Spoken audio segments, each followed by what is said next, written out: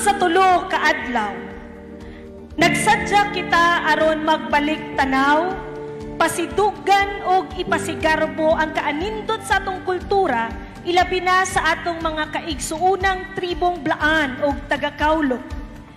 Sa 17 na katuig nga ginahimo nato kini, atong nakita og natagamtaman ang mas pag-uswag pagyod sa tribo, inubadan sa atong padayon nga pagpreserba sa atong mga traditional and customary practices.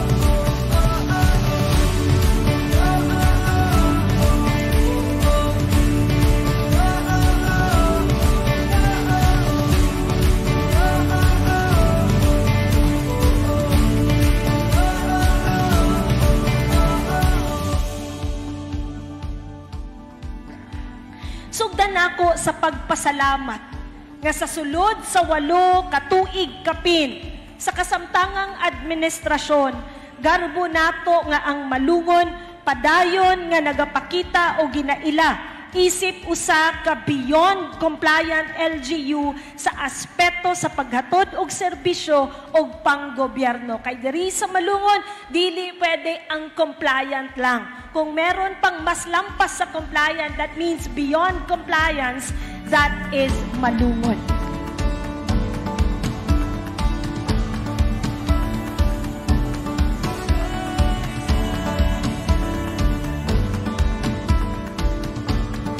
Padayon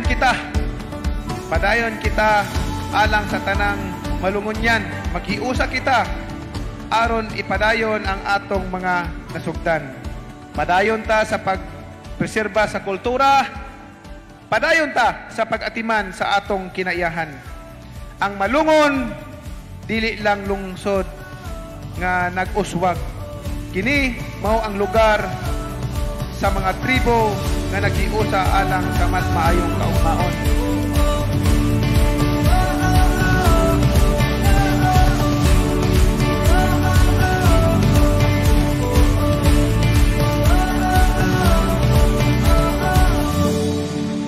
I will leave my office filled with pride, cheerful and happy heart, contentment and peace of mind in what we have accomplished, and with unshakable faith in the even more progressive future of our municipality. We will continue to progress as one malungon, beyond compliance and beyond cultural history. Padayon ta sa pagsubida, tuo digamo kando, palangga o kamutanan, malungon.